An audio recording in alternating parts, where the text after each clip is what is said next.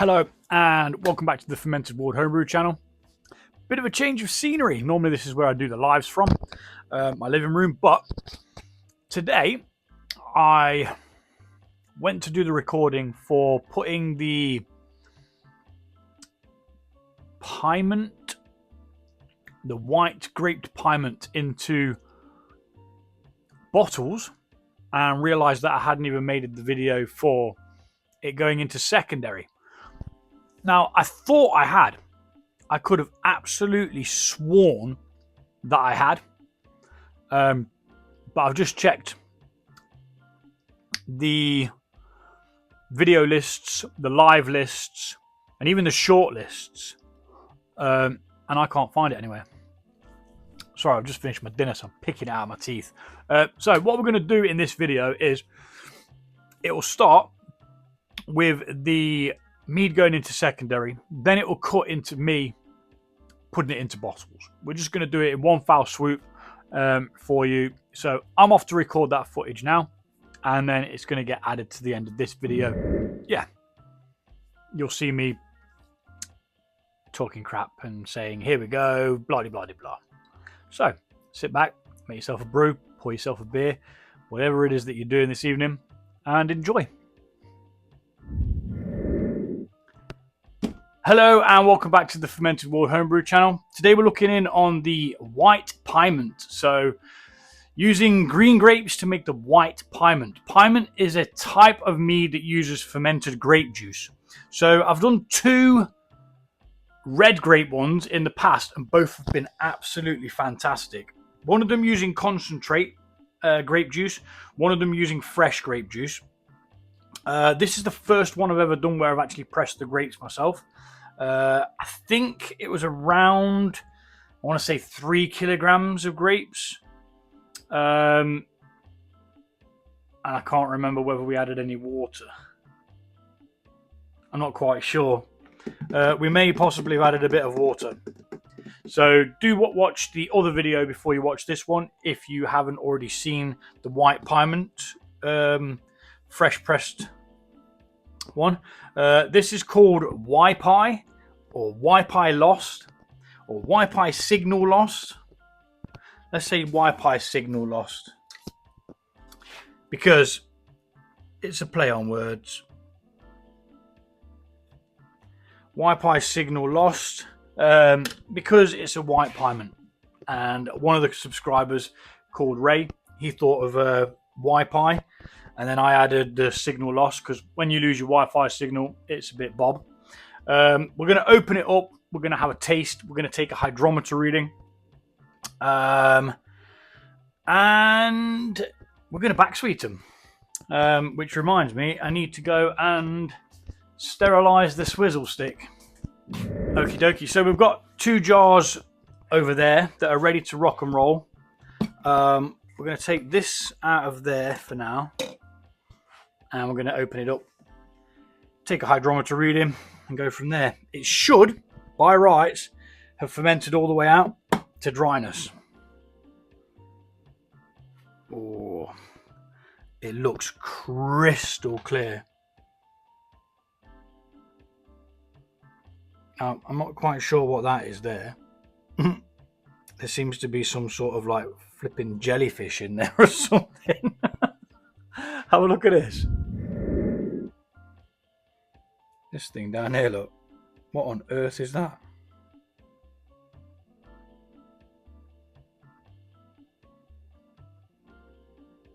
Won't even let me zoom in on it. Anywho, it's crystal clear, as you can see here, and you can see the layer at the bottom is just extremely see-through. So we're going to try and take as much of this out of here without disturbing that stuff at the bottom, because we don't want no floaty bits. I mean, if we get some, it's not a bother. So this mark here is the 4.5 litres. So 5, 6, I think we've got about 7 litres, which means I'm probably going to struggle to get it all in there. So I need a backup plan. What I'm going to do is I'm going to have one of these vessels here ready to rock and roll. But anywho, let us take a hydrometer reading, see where we are at with that, and have a tiny taste. Obviously it's going to taste extremely dry if it has fermented all the way out, and it's going to taste like a wine, which is not the best for me. But now fermented grapes and honey to sweeten it up, you are talking a whole different ball game. Absolutely love a pyment. I also love a hydrometer that stops bobbing around and moves to the part where I flipping well want it. Okie dokie. Which it still doesn't want to do. We are at the 0.99246. 0.996 is where we're at with that. So first of all, we could just take that off, pop it into there.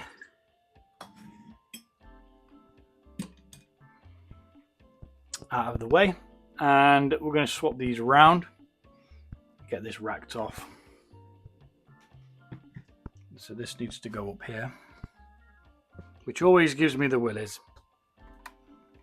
because it's a lot of liquid. But anyway, let's get this. Oh, we haven't even tasted it. You see, I'm just getting ahead of myself.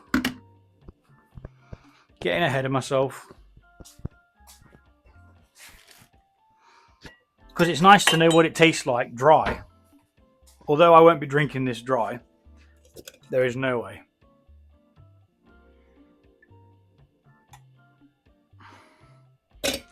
This fruit fly thinks he's in for a bit. He's in for a flipping headache. That's what he's in for. Swat.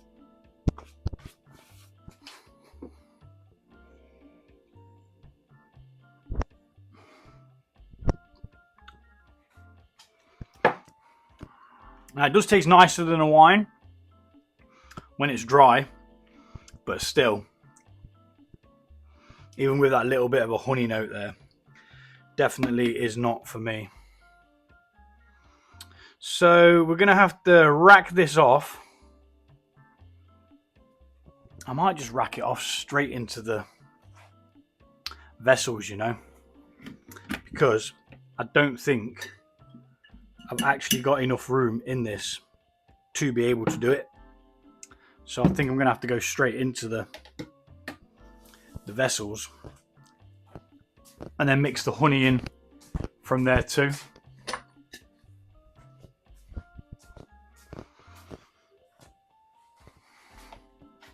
Me tinks. I think that is what we're going to have to do. So let's get that in there. Start the ball rolling. In fact, no, we wanted to add fermentation stoppers first. See, once again, getting ahead of myself. It's because I'm trying to rush it because the kids will be home soon, and then there's going to be a certain period of time where I won't be able to do this because they'll all be coming in and causing a ruckus.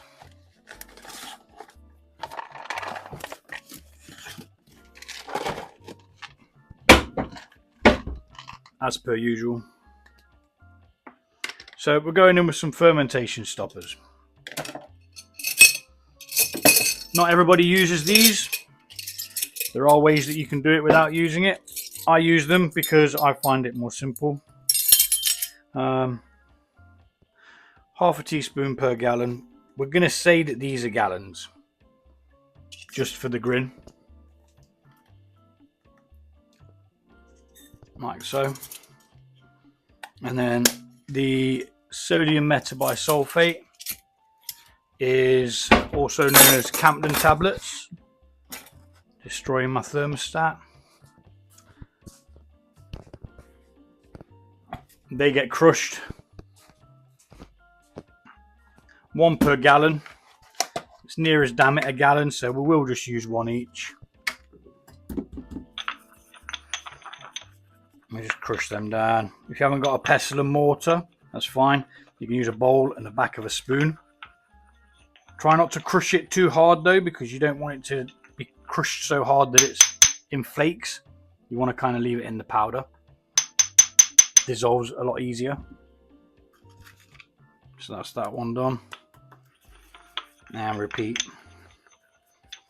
for the other one. Now I'm looking forward to see what this tastes like once it's had the honey in. Obviously we can't taste it because the stoppers are going in and they haven't had a chance to dissolve and fizzle away. But there we are. That's the stoppers in. Let's just get them out of the way.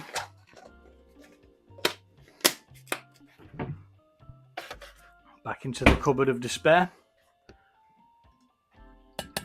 And we're just going to continue now with the racking.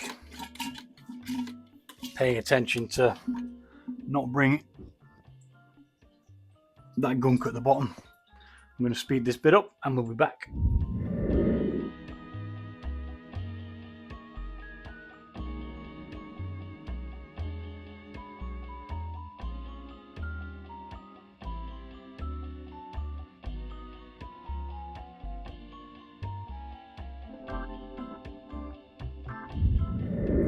Okay, so the second one we brought through did bring a lot of sediment with it, but I wasn't willing to leave as much of it behind as it was trying to make me. So it doesn't matter because that will drop out. What we're going to try and do is we're just going to try and even this up ever so slightly. Not like that though, because that would be a very silly way to do it, because that will just cause loads of oxygen to go in there. So we'll just do it gently like this.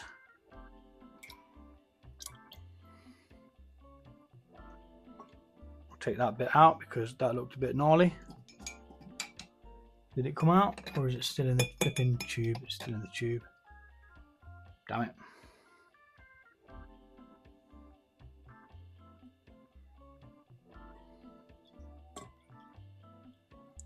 And we'll try and get them about even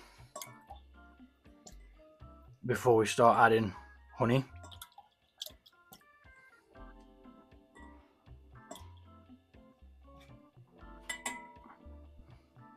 Nearly there. One more slurp and we should be on it.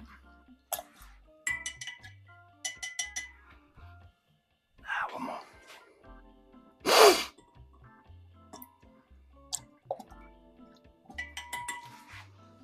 Yeah! Bada bom, bada bing.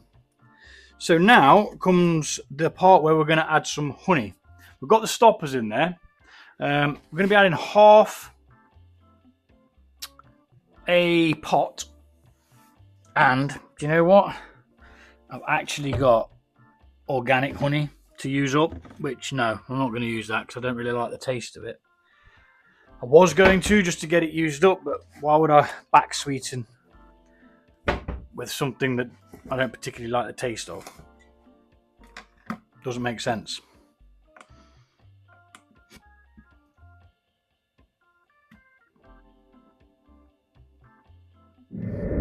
So we need this to weigh 382, and that's around half of the honey gone in. I used a calculator or my watch because my maths is shite. 382. Gloop. Gloop, gloop.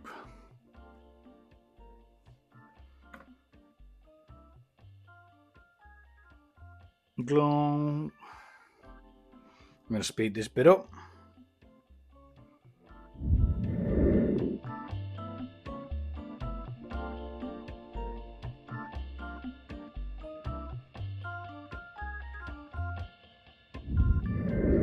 Okay, so I did overshoot ever so slightly by 20 grams, so I topped that one up with 20 grams of another pot.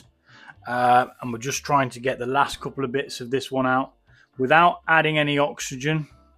So it's quite difficult. We don't want to add any volume water-wise, but we want all of that honey out, so you've just got to be really careful. I took some of the liquid out of here, and we're just going to backwards and forwards, and it should eventually bring it all with it. So We're going to mix in the stoppers in this one to start with, and we'll come back to that one momentarily. Done with that. Stoppers are in. We need the swizzle stick and the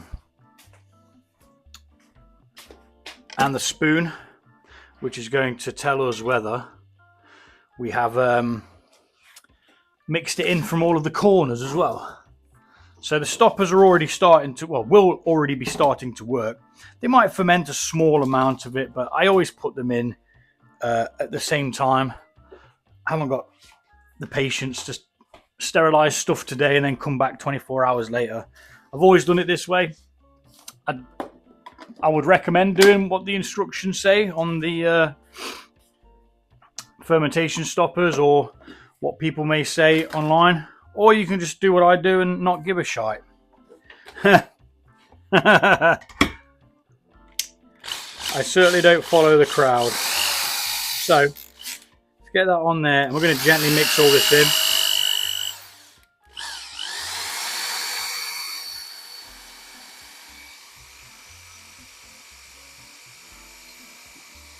Stoppers and honey. Being very careful because these jars are glass.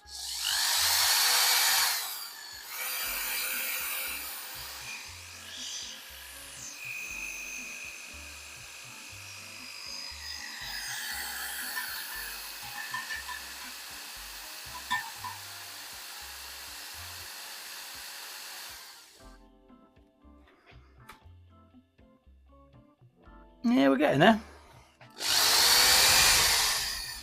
Now you do need to get your other spoon in there just to get around the edges, just to mix, because the honey will go to the edge and this thing can't reach it. That's the alarm to open the gate, which I've already done. And we'll go mix again. Gently, we're not trying to add any oxygen to this. Let's just take the swizzle stick out. Let that drip back in. We want it all. We might lose a little bit of this one anyway because it's got the haze in there. There's that bit that I was trying to get out a minute ago. We'll take that out. Not even sure what it was. Looked like a bit of a yeast bundle. And we'll go in with this. And just go around the edges and then bring it up. And if everything's dissolved, you'll have no honey on your thing. Do it through the middle as well. No, all dissolved. No clumps of honey. This one's ready to put the lid on.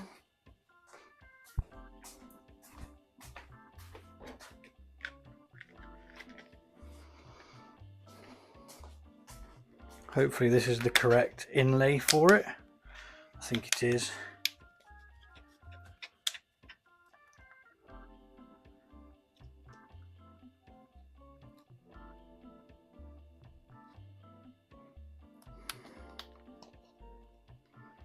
There we go.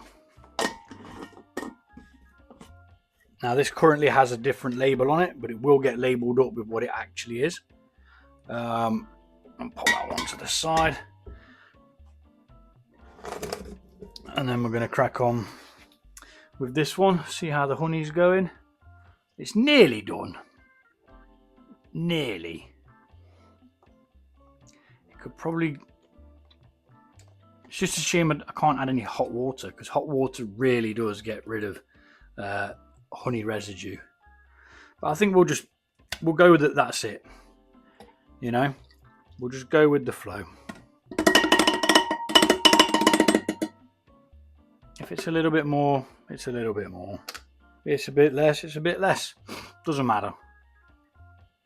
We're not looking for perfection. We just want a nice beverage to drink.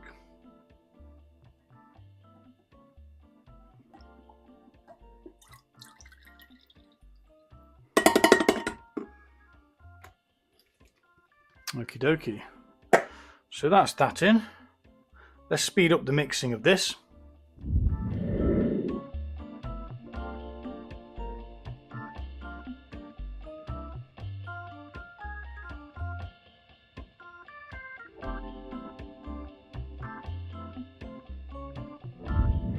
Okay, so that is the Pi-Fi signal lost in secondary. We're going to keep an eye on this, make sure it's not going to be fermenting the honey that we've just put in, because that would be a catastrophe. We'll get it labelled up as to what it is, and we'll give it 2 weeks. We'll come back and we'll see what's crack-a-lacking. Let's have a quick look to see what the ABV is.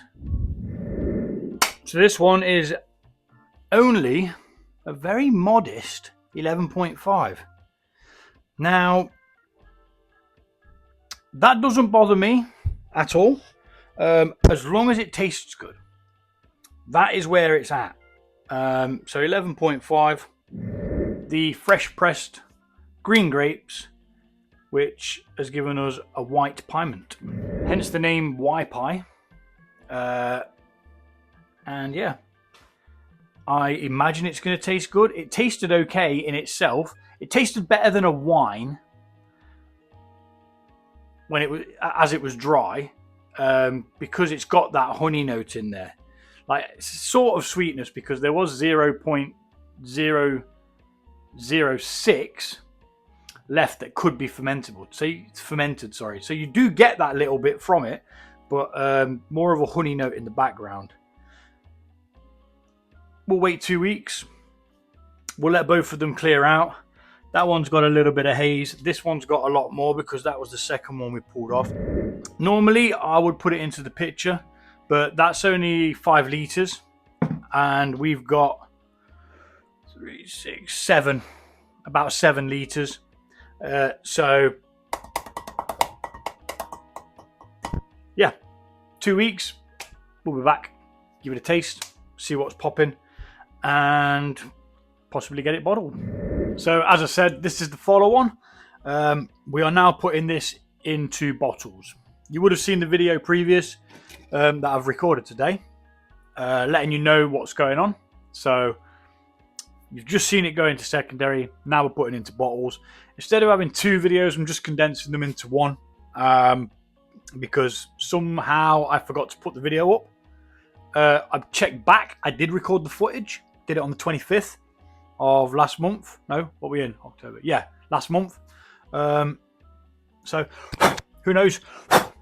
One just slipped the net. I was wondering whether YouTube had deleted it for some reason. I can't think why they would. Ah! Flipping hate these flies, man. Doing my absolute Sweden. There's one dead in the beer trap, look. Bottled the brown lager yesterday. That will be uploaded before this, so you'll be watching that before you've seen this. And if you haven't seen that, go and watch that. Quite a quick video, wasn't all that long. Yeah, very, very nice. So first things first, these are exactly the same. We're going to open them up, we're going to taste them, take a hydrometer reading, and get it bottled. I'll just do the one, because the other one's just the same process. Normally I would speed it up to show you the process sped up, but there's absolutely no need. I'm not doing shorts at the moment. I did put a question out on the community page whether people are bothered about the shorts.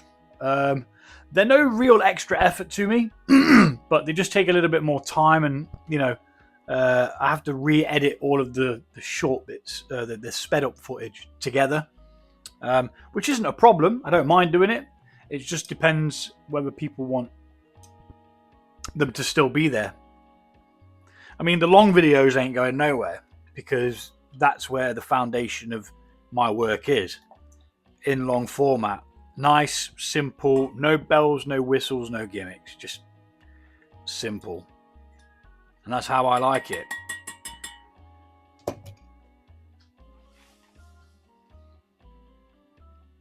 So this is up at the 30 mark. Now, these are smaller vessels. If I remember rightly, from the other footage that I recorded, because they're less in volume, I put the same amount of honey I normally would, which is why they're a little bit sweeter. But that's no bother. That's out of 30. Let's get a little glass to have a taste. Make sure it's tasting good, which it should do. I mean, I was impressed with the red pyment. This is the white pyment.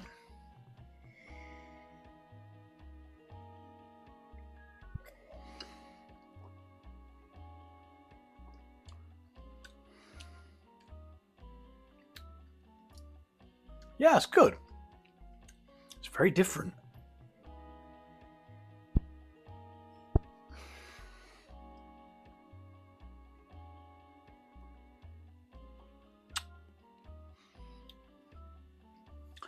I hate to say it, but possibly a little bit too sweet. You don't get much of the grape. It's there. There's definitely that fruitiness there.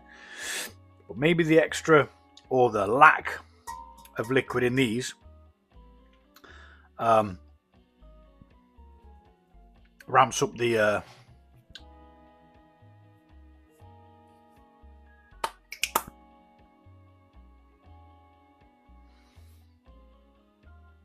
overall sugar from the sweetening.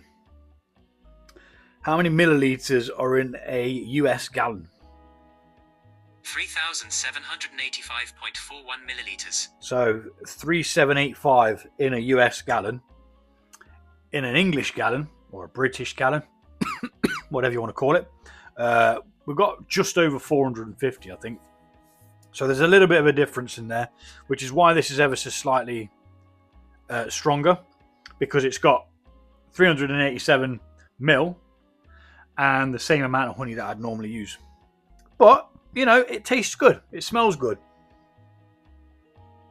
And it'll probably be even better in a month's time when we come to drink it. We've already done the stoppers. It's been back sweetened. It's just ready to be bottled now.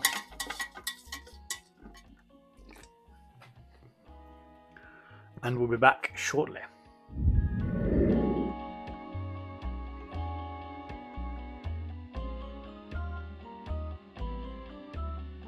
Righty dokie. So now we need to prime.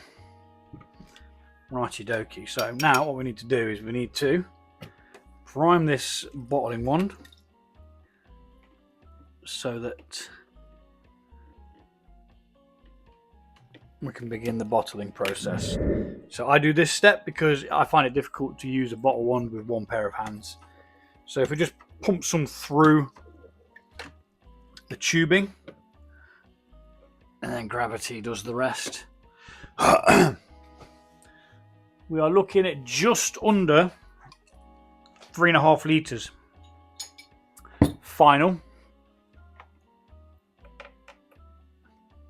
which means we should, you know, fill the 3.5 bottles. We've took a bit in the tube. We've had a drink of some. With a bit of luck, we'll manage to fill 3.5 litre bottles. Smaller ones just in case.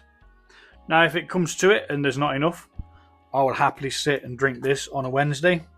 It would be a great excuse to have some mead on a Wednesday instead of having to wait till the weekend, which is what I tend to do. Having an abundant amount of alcohol on tap is dangerous. But you just have to be disciplined and not drink it. Otherwise things can get very messy. I mean, when the kids are off, I have a beer every night because I don't have to be up per se in the morning while they're off, you know. I thought I got him, but I didn't. But anywho, Let's speed this up and we'll get these done and out of the way.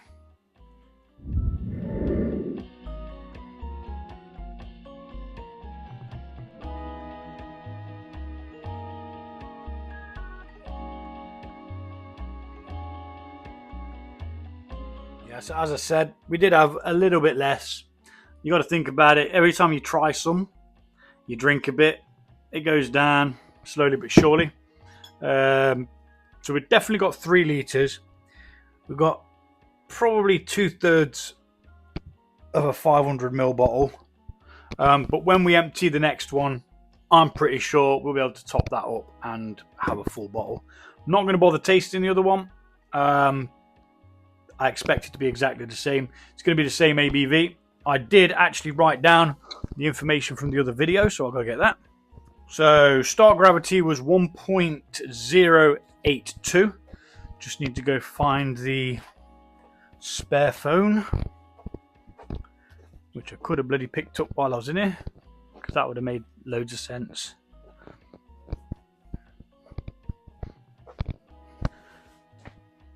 So if I use the spare phone to figure out what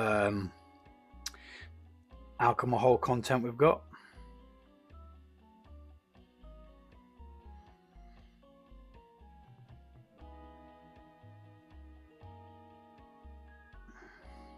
I just looked at that then, and I've labelled up the flipping muddy water wrong. I thought it said 4.7, but it's 4.8. It's only a point, but it's incorrect all the same.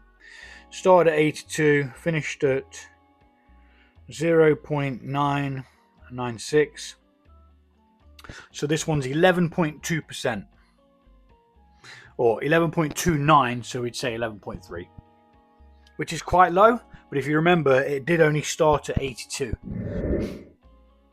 So I'm going to get the other one done off camera. There's no point in me doing it for you to see. So that's the end of it. We've got 3. So in the end, I expect to have about 6.5 and a small drink. For me, of course. So thanks for watching. Take it easy, and I'll see you all soon.